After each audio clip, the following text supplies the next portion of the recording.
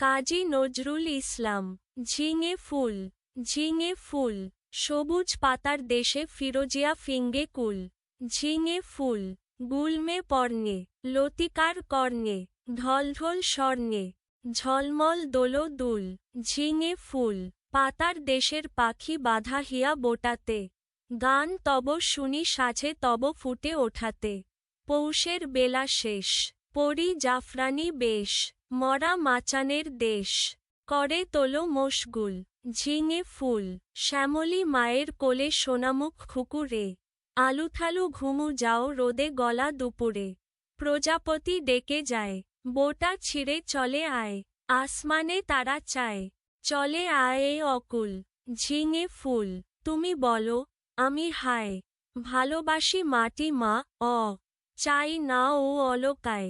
ভালো এই পথ ভুল। ঝিঙে ফুল। শব্দার্থ ও টিকা। ঝিঙে ফুল। ঝিঙে সবজির ফুল। ফিরোজিয়া, ফিরোজা রঙের। গুলমে পর্ণে, ঝোপঝাড়ে ও পাতায়। লতিকার কর্ণে, লতার কানে। হিয়া, হৃদয়। সাঝে, সন্ধ্যায়। পৌষের, পৌষ মাসের। পরি, পরিধান করে।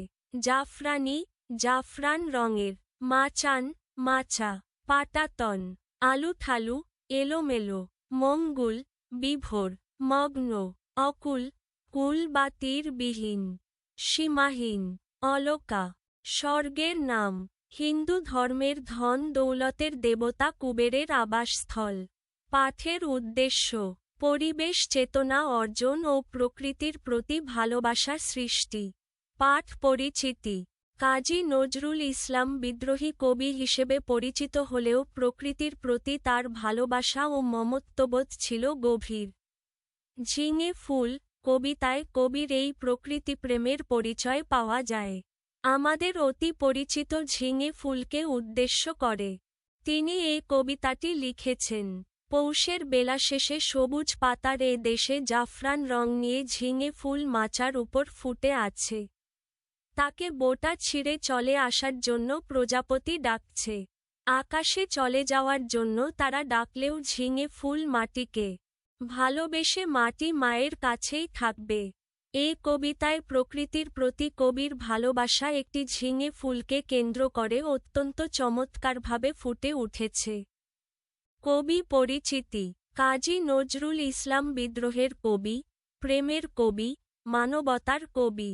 অন্যায়, শোষণ ও নির্যাতনের বিরুদ্ধে উদ্দীপনামূলক কবিতা লিখে বাংলার জনমনে তিনি বিদ্রোহী কবি হিসেবে নন্দিত আসন পেয়েছেন।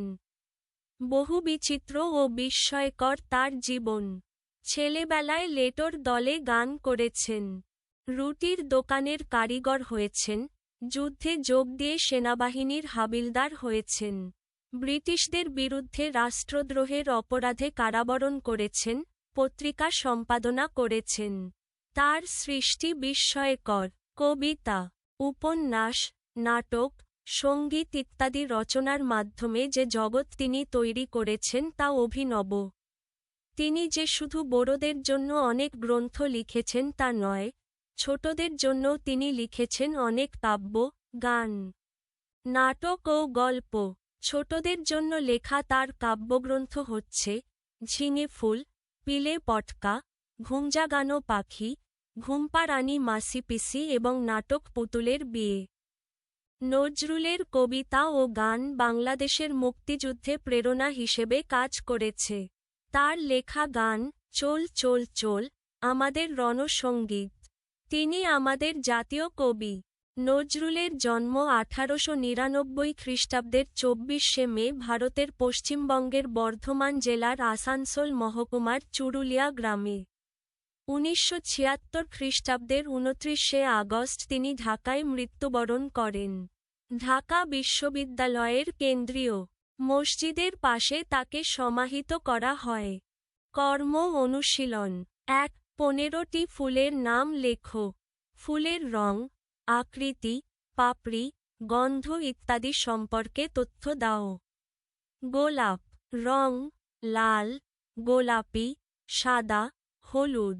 আকৃতি স্তরযুক্ত পাপড়ি। গন্ধ মিষ্টি ও প্রিয়। বিশেষত্ব প্রেম ও সৌন্দর্যের প্রতীক।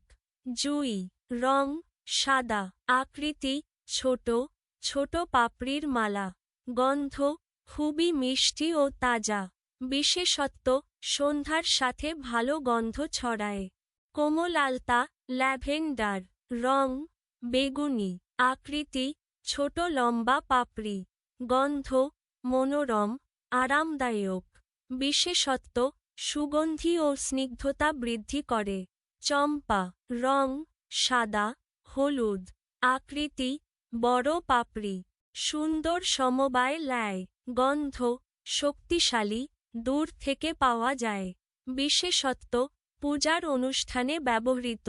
হাইড্রাঞ্জিয়া রং নীল গোলাপি লাল সাদা, আকৃতি ছোট ফুলের ছোট গুচ্ছ, গন্ধ সামান্য মিষ্টি। বিশেষত্ব বাগানে দারুণ সৌন্দর্য দেয়। সূর্যমুখী সানফ্লাওয়ার, রং হলুদ, আকৃতি বড় গোলাকার কেন্দ্র, গন্ধ হালকা। বিশেষত্ব সূর্যের দিকে মুখ রাখে। শক্তি ও প্রাণের প্রতীক।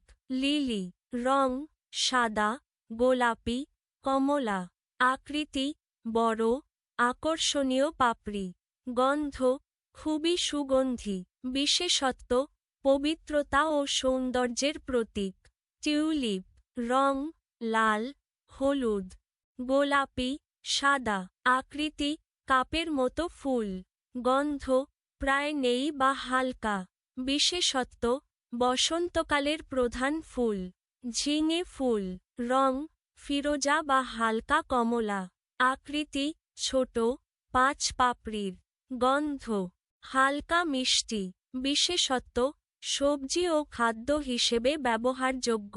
রজনীগন্ধা, রং সাদা, আকৃতি ছোট ঘন পাপড়ি, গন্ধ রাতে খুব তীব্র সুগন্ধি।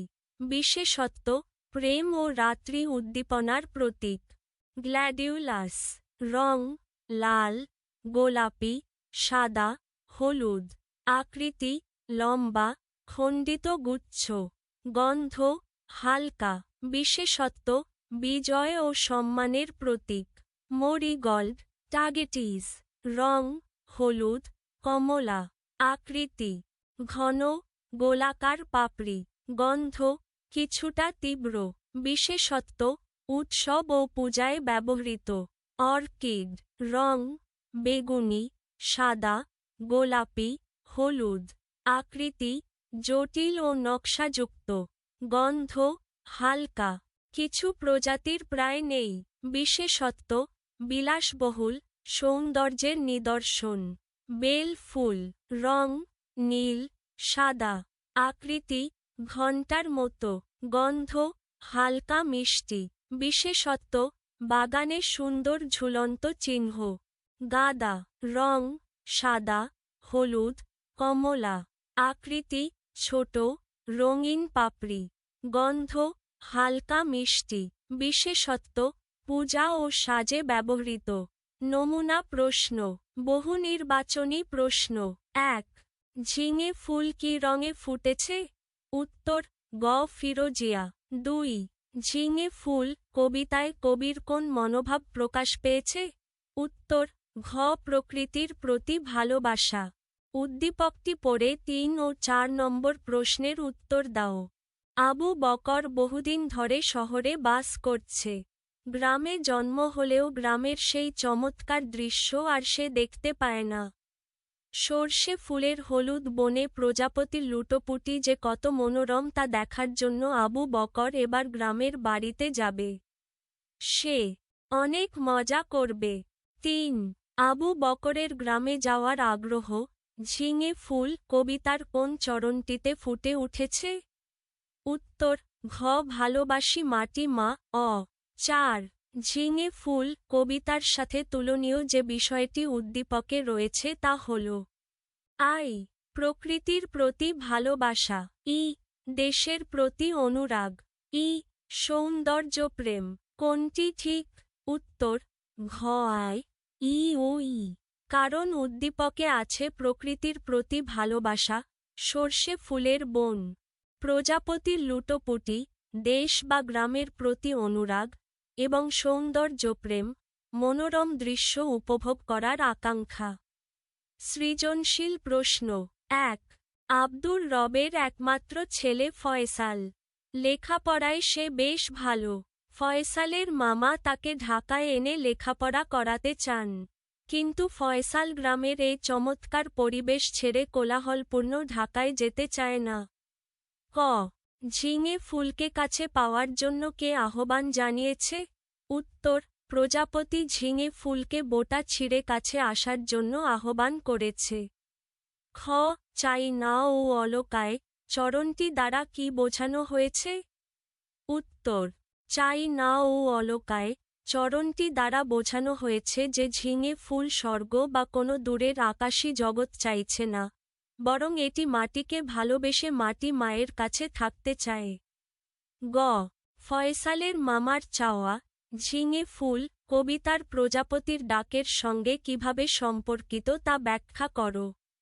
উত্তর, ফয়সালের মামা চাইছেন ফয়সাল ঢাকায় গিয়ে লেখাপড়া শিখুক, অর্থাৎ তাকে দূরে পাঠানোর পরিকল্পনা করেছেন।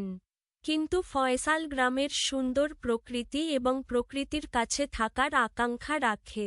এটি ঝিঙে ফুল কবিতার প্রজাপতির ডাকের সঙ্গে সম্পর্কিত, কারণ কবিতায় প্রজাপতি ঝিঙে ফুলকে বোটা ছিঁড়ে কাছে আসার জন্য ডাকছে, প্রকৃতির সৌন্দর্য উপভোগ করতে এবং প্রকৃতির কাছে থাকা সুযোগ দিতে।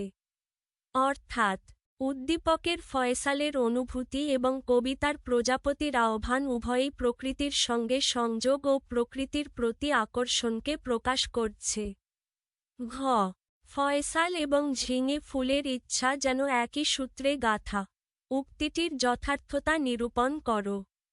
উত্তর, উক্তিটি যথার্থ, কারণ ফয়সাল গ্রামের সুন্দর পরিবেশে থাকতে চায় এবং ঢাকার কোলাহল ত্যাগ করতে চায় না। ঠিক যেমন ঝিঙে ফুল স্বর্গ বা দূরের অলকা চাইছে না, বরং মাটিকে ভালোবেসে মাটির কাছে থাকতে চায়। উভয়েরই ইচ্ছা নিজের পরিচিত ও প্রিয় পরিবেশে থাকা এবং প্রকৃতির কাছে সান্নিধ্য লাভের, এটাই তাদের ইচ্ছার মূল সূত্র। তাই ফয়সাল এবং ঝিঙে ফুলের আকাঙ্ক্ষা একই রকম মনোভাবকে প্রতিফলিত করে।